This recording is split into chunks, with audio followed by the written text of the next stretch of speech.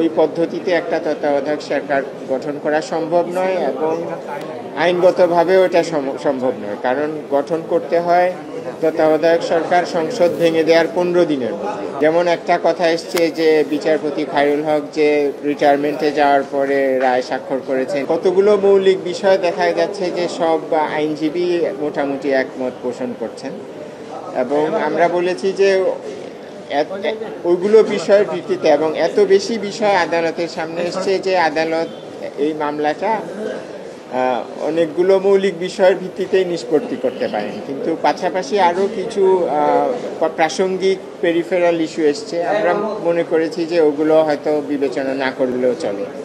যেমন একটা কথা এসছে যে বিচারপতি খায়রুল হক যে রিটায়ারমেন্টে যাওয়ার পরে রায় স্বাক্ষর করেছেন, এতে করে রায় অবৈধ হয়েছে কিনা। তো আমরা বলেছি যে আমাদের এখানে বিচারকদের উপর কাজের ভার এত বেশি, ওনারা এত বেশি মামলা শুনতে হয়, রায় লিখতে হয়, যে হঠাৎ করে এ ধরনের কোনো সিদ্ধান্ত যে রিটায়ার করার পরে রায় স্বাক্ষর করা যাবে না, এটা এক ধরনের সমস্যা তৈরি করতে পারে।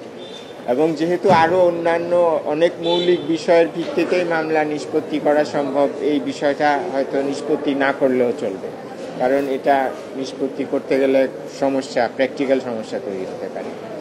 আর আমরা আদালতের কাছে আমরা যা আগে চেয়েছি সেটাই আজকে রিপিট করেছি যে হ্যাঁ, সেটাই বলছি যে আমি চেয়েছি যে আদালত যে রায়টা রিভিউ করছেন বিচারপতি খায়রুল হকের নেতৃত্বে যে রায়, সেটা বাতিল করবেন এবং সেটা বাতিল যদি করা হয় তাহলে ত্রয়োদশ সংশোধনী সংবিধানে ফিরে আসবে এবং ফিরে আসার পরে আমি বলছি যে এটা কার্যকর হবে আগামী ফেব্রুয়ারির সংসদ নির্বাচনের পরের নির্বাচন থেকে, অর্থাৎ চতুর্দশ সংসদ নির্বাচনের সময় থেকে এটা কার্যকর হবে। কারণ এখন আমরা সাংবিধানিকভাবে যে অবস্থায় আছি তাতে করে এটাকে এখনই কার্যকর করা সম্ভব নয়। যদিও রায়ের মাধ্যমে ত্রয়োদশ সংশোধনী তত্ত্বাবধায়ক ব্যবস্থা সংবিধানে ফিরে আসে, তারপরেও এখনই ওই পদ্ধতিতে একটা তত্ত্বাবধায়ক সরকার গঠন করা সম্ভব নয় এবং আইনগতভাবেও এটা সম্ভব নয়, কারণ গঠন করতে হয় তত্ত্বাবধায়ক সরকার সংসদ ভেঙে দেওয়ার 15 দিনের মধ্যে। তো আমাদের সংসদ তো ভেঙে গেছে 1 বছরের বেশি হয়েছে এবং যেই পদ্ধতিতে এই সরকার গঠিত হয়েছে এটা ত্রয়োদশ সংশোধনী আইন বা সেই তত্ত্বাবধায়ক ব্যবস্থা অনুযায়ী গঠিত হয়নি। সেটা তো প্রধান বিচারপতির নেতৃত্বে হয়, 10 সদস্যের হয়, সেটার একটা কাঠামো আছে। কিন্তু বর্তমানে যে অন্তর্বর্তীকালীন সরকার, এটার কাঠামো সম্পূর্ণ ভিন্ন।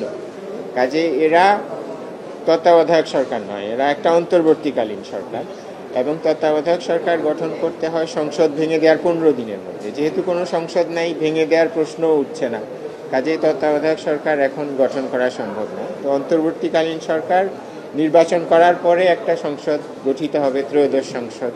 সেই সংসদ যখন ভেঙে যাবে তখন এটা কার্যকর হবে। তো আমি বলছি যে কনফিউশন এড়ানোর জন্যে আদালত এই বিষয়টা পর্যবেক্ষণ দিয়ে পরিষ্কার করে দিতে পারেন, না হলে দেখা যাবে আদালতের রায়ের বিভিন্ন রকম ব্যাখ্যা হচ্ছে, যার ফলে এক ধরনের অস্থিরতা তৈরি হতে পারে। কাজেই রায়ের আদালত ব্যাখ্যা না দিলেও রায়ের ব্যাখ্যা এটাই দাঁড়ায়, কিন্তু তারপরেও এই অনিশ্চয়তা, অস্থিরতা অ্যাভয়েড করার জন্য এই ব্যাখ্যাটা আদালত দিয়ে দিতে পারেন।